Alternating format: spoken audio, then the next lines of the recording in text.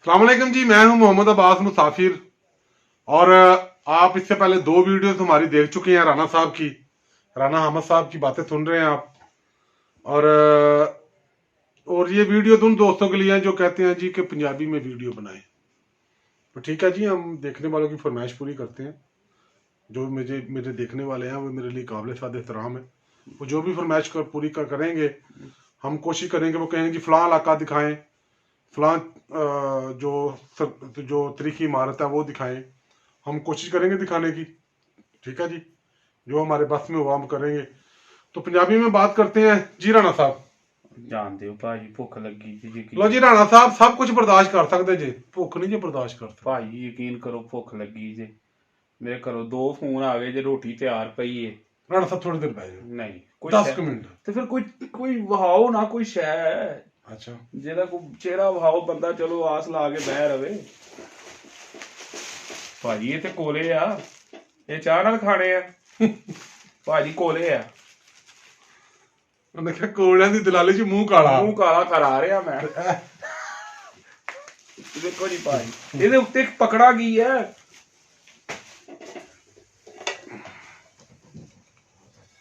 ਵਾਹ ਬਈ ਭਾਈ ਬਾਸ ਲੈ, ਅੱਲਾ ਤੈਨੂੰ ਯਕੀਨ ਕਰ ਬੜਾ ਨਹੀਂ ਨਹੀਂ ਖੁਦਾ ਦੀ ਕਸਮ। ਹਾਂ ਜੋ ਨਹੀਂ ਹੁਣ 2 ਘੰਟੇ ਪੱਕ ਜਾਏਗੀ। ਉਹਨੇ ਠੰਡ ਛਾਂਡੇ ਤੋਂ ਨਹੀਂ ਬਾਹਰ ਧੋਂਦੇ, ਮੈਂ ਕਿੱਥੇ ਜਾਵਾਂਗਾ ਐਵੇਂ ਕਿਸੇ ਚ ਵੱਜ ਕੇ ਐਵੇਂ ਡਿੱਗ ਪਵਾਂਗਾ। ਤੁਹਾਨੂੰ ਭੁੱਖ ਲੱਗੀ? ਨਹੀਂ ਨਹੀਂ ਮੈਂ ਛੱਡ ਆਣਾ ਤੁਹਾਨੂੰ। ਨਹੀਂ ਮੱਛੀ ਖਾ ਕੇ ਜਾਵਾਂਗੇ, 2 ਘੰਟੇ ਬਾਅਦ ਮਿਲ ਜਾਏਗੀ ਨਾ। ਨਹੀਂ ਵੀਡੀਓ ਤੋਂ ਫਾਰਗ ਹੁੰਨੇ ਤੇ ਤਾਲੇ ਨੇ। ਬਸ ਠੀਕ ਹੈ। ਚਲੋ ਫਿਰ ਕੋਈ ਵਾਕਿਆ ਸੁਣਾਓ ਕੋਈ ਜਿੱਥੇ ਤੁਹਾਡੀ ਹੋਈ ਹੋਵੇ। ਉਹ ਭਾਜੀ 25 ਦਸੰਬਰ ਦਾ ਦਿਨ ਹੋਵੇ, ਠੀਕ ਹੈ। ਉਹ 25 ਦਸੰਬਰ ਦਾ ਦਿਨ ਹੋਵੇ ਤੇ 25 ਦਸੰਬਰ ਵਾਲੇ ਦਿਨ ਨਾ ਅਸੀਂ ਬੈਠੇ ਤੇ ਠੰਡ ਛੰਡ ਹੋਵੇ। ਅਸੀਂ ਬੈਠੇ ਚੌਂਕ ਦੇ ਵਿੱਚ, ਫਤੋਮੜ ਚੌਂਕ 'ਚ ਆਪਣੇ, ਤੇ ਉਹਨਾਂ 3 ਚਾਂਦ ਗਾੜੀਆਂ ਭਰ ਕੇ ਆਈਆਂ ਤੇ ਭਰ ਕੇ ਨਾ ਬਾਈਪਾਸ ਵੱਲੋਂ ਇੱਧਰ ਨੂੰ ਆਈਆਂ ਤੇ ਉਹਨਾਂ ਨੇ ਜਨਾਹ ਰੋਡ ਤੇ ਚੜੀਆਂ ਨਾ। ਤੇ ਇੱਕ ਵੈਲ ਸੂਟਡ ਬੰਦਾ, ਉਹਨੇ ਟਾਈ ਸ਼ਾਈ ਭਾਜੀ ਲਾਈ, ਕਾਲਾ ਅਗਲੇ ਵਿਆਹ ਚੱਲੇ ਹੋਣੇ ਨਾ। ਉਹ ਕਿਧਰੇ ਵਿਆਹ ਵਿਊ ਤੇ ਜਾਂ ਜੋ ਵੀ ਉਹਨਾਂ ਦਾ ਕੋਈ ਇਵੈਂਟ ਸੀ, ਸ਼ਾਦੀ ਦਾ ਫੰਕਸ਼ਨ ਹੋਣਾ ਕੋਈ। ਉਹ ਖੈਰ ਉਹ ਕਿਧਰੋਂ ਪਿੱਛੇ ਵਿਚਾਰੇ ਖਜਲ ਖੁਜਲ ਹੁੰਦੇ ਆਏ, ਕਿਸੇ ਨੇ ਡਰੈਸ ਗਲਤ ਦਿੱਤਾ ਸੀ ਉਹਨੇ, ਤੇ ਉਹਨੇ ਨਾ ਡਰੈਸ। ਸਰਦੀਆਂ ਵਿੱਚ ਤੁਹਾਨੂੰ ਪਤਾ ਹੈ ਸਾਡੇ ਇਲਾਕੇ ਦਾ ਇੱਕ ਰਿਵਾਜ ਹੈ ਕਿ ਇੱਥੇ ਵਿਆਹ ਦਾ ਵੀ ਮੌਸਮ ਹੈ। ਬਿਲਕੁਲ। ਜੈਸੇ ਠੰਡ ਸ਼ੁਰੂ ਹੋਣੀ ਹੈ ਵਿਆਹ ਹੀ ਵਿਆਹ, ਜੈਸੇ ਠੰਡ ਮੁੱਕਣੀ ਹੈ ਉਹ ਜਿੰਨੇ ਵਿਆਹਾਂ ਦੇ ਕੰਮ ਕਰਨ ਵਾਲੇ ਵਿਚਾਰੇ ਹੁੰਦੇ ਨੇ, ਕੁੱਕ ਹੁੰਦੇ ਨੇ, ਫੋਟੋਗ੍ਰਾਫਰ ਹੁੰਦੇ ਨੇ, ਫੁੱਲਾਂ ਵਾਲੇ ਹੁੰਦੇ ਨੇ, ਉਹ ਵਿਹਲੇ ਹੁੰਦੇ ਨੇ। ਉਹ ਕਹਿੰਦੇ ਨੇ ਯਾਰ ਜਦੋਂ ਗਰਮੀਆਂ ਹੋਵੇ ਉਦੋਂ ਸਾਡੇ ਕੋਲ ਆਇਆ ਜਾਇਆ ਕਰੋ, ਜਦੋਂ ਇਹਨਾਂ ਦਿਨਾਂ ਚ ਨਾ ਆਇਆ ਕਰੋ। ਉਹ ਕੋਈ ਸ਼ਾਦੀ ਤੇ ਜਾਣ ਰਹੇ ਹੋਣ ਵਿਚਾਰੇ। ਉਹ ਭਾਜੀ ਕਿਧਰੇ ਉਹ ਆਪਣੇ ਇਵੈਂਟ ਤੇ ਕੋਈ ਫੰਕਸ਼ਨ ਤੇ ਜਾ ਰਹੇ ਸਨ। ਉਹਨਾਂ ਦੇ ਵਿੱਚੋਂ ਇੱਕ ਬੜਾ VIP ਵੈਲ ਸੂਟਡ ਬੰਦਾ, ਕੋ ਪੜਿਆ ਲਿਖਿਆ, ਉਹ ਨਿਕਲਿਆ ਬਾਹਰ ਤੇ ਉਹਨੇ ਟਾਈ ਸ਼ਾਈ ਲਾਈ, ਪੈਂਟ ਕੋਟ ਪਾਇਆ, ਸਰਦੀਆਂ ਦੇ ਦਿਨ ਸਨ। ਉਹ ਆ ਕੇ ਮੈਨੂੰ ਆਂਦਾ ਅਸਲਾਮ ਅਲੈਕੁਮ ਬੜੀ ਤਹਿਜ਼ੀਬ ਨਾਲ। ਮੈਂ ਕਿਹਾ ਜੀ ਵਾਲੇਕੁਮ ਸਲਾਮ। ਅਸੀਂ ਵੀ ਅੱਗੋਂ ਮੈਂ ਕਿਹਾ ਜੀ ਆਓ ਭਾਈ ਜੀ ਪਾਣੀ ਪਿਆਈਏ। ਉਹਨਾਂ ਦੀਆਂ ਫੈਮਲੀਆਂ ਨਾਲ ਸਨ 3 ਚਾਂਦ ਗਾੜੀਆਂ 'ਚ। ਉਹ ਖੈਰ ਉਹਨੇ ਮੈਨੂੰ ਪੁੱਛਿਆ ਭਾਜੀ ਇਹ ਰੋਡ ਕਿੱਥੇ ਜਾਂਦਾ ਹੈ? ਇਹ ਰੋਡ ਅੱਛਾ। ਹੁਣ ਸਾਡਾ ਉਹ ਜਿਹੜਾ ਨਾ ਥੋੜਾ ਜਿਹਾ ਅੰਦਰ ਦਾ ਮਰਾਸੀ ਜਾਗ ਪਿਆ। ਮੈਂ ਕਿਹਾ ਜੀ ਭਾਜੀ, ਉਹਨੇ ਕਿਹਾ ਭਾਜੀ ਇਹ ਰੋਡ ਕਿੱਥੇ ਜਾਂਦਾ ਹੈ? ਮੈਂ ਕਿਹਾ ਭਾਜੀ 19 ਸਾਲ ਮੈਨੂੰ ਹੋ ਗਏ ਨੇ ਇੱਥੇ ਆਇਆ। ਅੱਛਾ। ਰੋਡ ਇੱਥੇ ਹੀ ਇਹ ਕਿਧਰੇ ਨਹੀਂ ਜਾਂਦਾ। ਉਹਦਾ ਨਤੀਜਾ ਬੜਾ ਭੈੜਾ ਹੋਇਆ। ਕੁੱਟਿਆ ਤੈਨੂੰ ਉਹਨੇ? ਨਾ ਪੂਰੇ ਮਾਰੇ। ਉਹਨਾਂ ਦੀ ਪੂਰੀ ਫੈਮਿਲੀ ਨੇ ਸਮੇਤ ਬੀਬੀਆਂ ਬੱਚੇ, ਉਹਨਾਂ ਮੈਨੂੰ ਮਾਵਾਂ ਭੈਣਾਂ ਦੀਆਂ ਗੰਦੀਆਂ ਗਾਲਾਂ ਕੱਢੀਆਂ। ਯਕੀਨ ਕਰੋ ਕਿ 3 ਮਹੀਨੇ ਉਹਨਾਂ ਗਾਲਾਂ ਦਾ ਸਾੜ ਰਿਹਾ, ਕਿਉਂਕਿ ਜਦੋਂ ਮੈਂ ਚੌਕ 'ਚ ਜਾਂਦਾ ਹਾਂ ਮੇਰਾ ਤਮਾਸ਼ਾ ਲਾਉਂਦੇ ਹਨ। ਸੁਣਾ ਤੇਰੇ ਨਾਲ ਦੇ ਸੁਣਾ। ਆ ਵੇਖ ਲਓ ਜੀ, ਇਹ ਐਡਾ ਸ਼ਰੀਫ ਆਦਮੀ ਜੇ ਕਿ ਇੱਕ ਬੰਦਾ ਅਗਲੇ ਫੰਕਸ਼ਨ ਤੇ ਜਾ ਰਿਹਾ ਫੈਮਿਲੀ ਨਾਲ, ਉਹਨੂੰ ਪੁੱਛਿਆ ਜੀ ਸਲਾਮ ਅਲੈਕੁਮ ਜੀ, ਯਾਰ ਸੜਕ ਕਿੱਧਰ ਜਾਂਦੀ ਹੈ? ਕਹਿੰਦਾ ਇਹ ਸੁਣ ਲਓ ਇਹਦੇ ਕੰਮ। ਮੈਂ ਕਿਹਾ ਭਾਈ ਉੱਤੇ ਖਾਣੀ ਕਰਾ ਲਈ। ਭਾਈ ਬੜੀਆਂ ਗਾਲਾਂ ਖਾਦੀਆਂ, ਯਕੀਨ ਕਰੋ। ਉਹਨਾਂ ਫਿਰ ਮੇਰਾ ਕੋਈ ਵਾਵਾ ਰਾਣਾ ਸਾਹਿਬ ਕੋਈ ਐਸਾ ਵਾਕਿਆ ਜਿੱਥੇ ਤੁਹਾਨੂੰ ਸ਼ਾਬਾਸ਼ ਮਿਲੀ ਹੋਵੇ? ਨਹੀਂ ਭਾਜੀ ਗਾਲਾਂ ਹੀ ਲੱਭੀਆਂ ਜੀ, ਯਕੀਨ ਕਰੋ। ਕੋਈ ਸ਼ਾਬਾਸ਼ ਵਾਲਾ ਵਾਕਿਆ? ਕੋਈ ਸਾਰੀ ਜ਼ਿੰਦਗੀ ਗਾਲਾਂ ਹੀ ਲੱਭੀਆਂ ਜੀ। ਤੁਹਾਨੂੰ ਗੁੱਸਾ ਵੀ ਨਹੀਂ ਹੁੰਦਾ? ਨਹੀਂ। ਇਹਦੀ ਵਜ੍ਹਾ ਕੀ ਗੁੱਸਾ ਨਹੀਂ ਕਰਦਾ? ਭਾਜੀ ਗੁੱਸਾ ਕਰਨ ਦੀ ਵਜ੍ਹਾ ਇਹ ਕੋਈ ਨਹੀਂ, ਗੁੱਸਾ ਕਰਨਾ ਵੀ ਨਹੀਂ ਚਾਹੀਦਾ।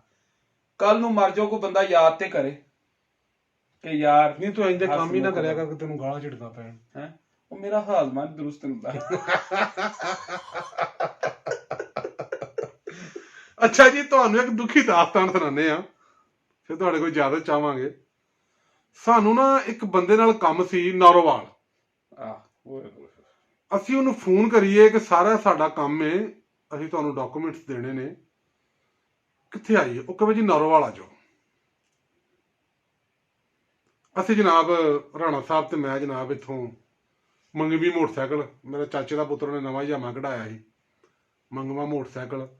ਅੱਗੇ ਸਾਡੇ ਬੜੇ ਪਿਆਰੇ ਦੋਸਤ ਨੇ ਆਫਤ ਸਰਫਰਾਜ਼ ਸਾਹਿਬ, ਉਹਨਾਂ ਸਾਨੂੰ ਬੜੀ ਰੇਬੇਨ ਦੀਆਂ ਬੜੀ ਕੀਮਤੀ ਐਨਕਾਂ ਦਿੱਤੀਆਂ ਕਿ ਲਾ ਲਓ, ਗਰਮੀ ਸ਼ਰਮੀ ਤੇ ਘਾਟਾ ਨਾ ਪਏਗਾ। ਨਾਲ ਉਹਨਾਂ ਨੇ ਇਹ ਵੀ ਕਿਹਾ ਵਾਪਸ ਵੀ ਦੇਣੀਆਂ ਜੇ। ਉਹ ਸਾਰੀ ਗੱਲ ਹੈ ਜੀ, ਉਹਨਾਂ ਧਾਰੀ ਦਿੱਤੀ, ਮੋਟਰਸਾਈਕਲ ਤੇ ਵਾਪਸ ਕਰਨੀ ਫਿਰ। ਲੋ ਜੀ ਅਸੀਂ ਨਾ ਬਾਬਾ ਜੀ ਫਾਂਡਾ ਰਾਸ਼ਾ ਲਾਇਆ ਤੇ ਸਿੱਧਾ ਨਾਰੋਵਾਲ। ਆ ਬੰਦਾ ਬਾਹਰ ਨਿਕਲਿਆ, ਅਸੀਂ ਨੂੰ ਡਾਕੂਮੈਂਟਸ ਫੜਾਏ ਤੇ ਅਸੀਂ ਕਿਹਾ ਭਾਈ ਉਹਨੇ ਕਿੱਦਣ ਵਾਪਸ ਲੈਣ ਆਈਏ? ਉਹ ਸ਼ਰੀਫ ਆਦਮੀ ਆਂਦਾ ਹੈ ਕਿ ਗੁਜਰਾਂ ਵਾਲੇ ਫਲਾਂ ਜਗ੍ਹਾ ਤੇ ਮੇਰਾ ਘਰ ਹੈ, ਤੁਸੀਂ ਉੱਥੋਂ ਲੈ ਲਿਆ ਸੀ।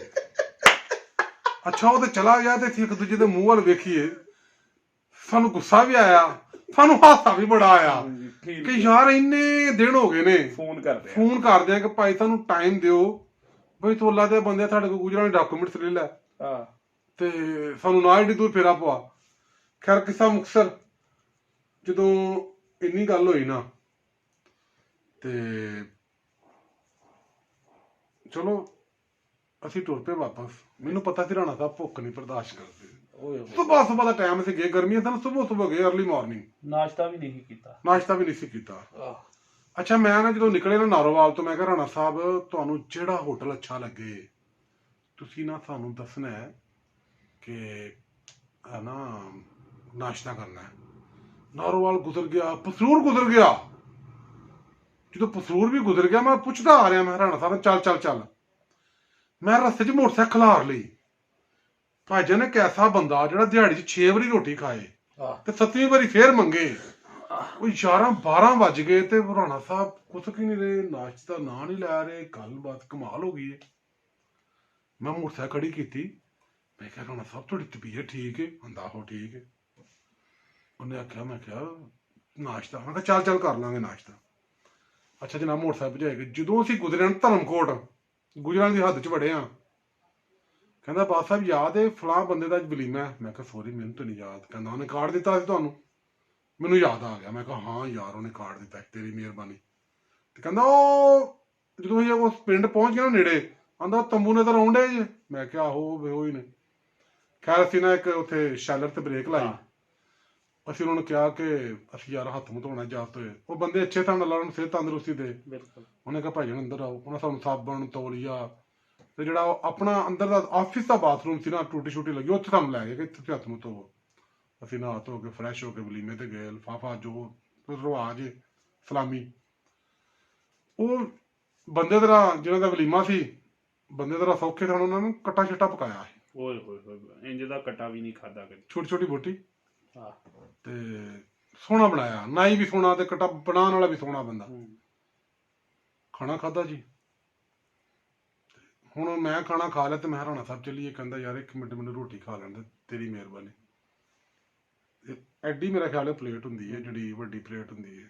ਹਾਂਜੀ, ਜਿਹੜੀ ਖਾਣੇ ਵਾਲੀ ਵਿਆਹਾਂ 'ਚ ਪਈ ਹੈ। ਇੰਨੀ ਕੁ ਟੀਸੀ ਹੋਣੀ ਹੈ ਜਨਾਬ, ਨਿੱਕੀ ਬੋਟੀਆਂ ਤੇ ਉਹ ਛੋਟੀ ਬੋਟੀ ਤਿੱਕਾ ਟੈਪ ਤੇ ਹੱਡੀ ਤੋਂ ਬਗੈਰ ਰਾਣਾ ਸਾਹਿਬ ਭਰ ਲਈ, ਖਾ ਲਈ ਤਕਰੀਬਨ। ਫੇਰ ਭਰ ਕੇ ਫੇਰ ਖਾਧੀ। 2 ਪਲੇਟਾਂ ਖਾਧੀਆਂ, ਤੀਜੀ ਲੱਗਾ ਖਾਣ ਤੇ ਤੁਸੀਂ ਨਹੀਂ 2 ਪਲੇਟਾਂ ਉਹ ਜਿਹੜੀ ਮੇਰੇ ਸਾਹਮਣੇ ਖਾਧੀਆਂ। ਪਹਿਲੀ ਗੱਲ ਜਦੋਂ ਮੈਂ ਰੋਟੀ ਖਾ ਰਿਹਾ ਸਾਂ, ਤੁਸੀਂ ਵੀ ਖਾ ਰਹੇ ਸੋ। ਤੁਹਾਡੇ ਨਾਲ ਬਹਿ ਕੇ 2 ਖਾਧੀਆਂ, ਜਦੋਂ ਤੀਜੀ ਜਾਂ ਚੌਥੀ ਨੂੰ ਹੱਥ ਪਾਇਆ ਨਾ, ਨਹੀਂ ਮੈਂ ਇਹਨੂੰ ਫਿਰ ਕਿਹਾ, ਮੈਂ ਯਾਰ ਰਾਣਾ ਸਾਹਿਬ ਚੱਲੀਏ, ਜਲਦੀ ਏ, ਦੇਰ ਹੋਣ ਡਈ ਏ।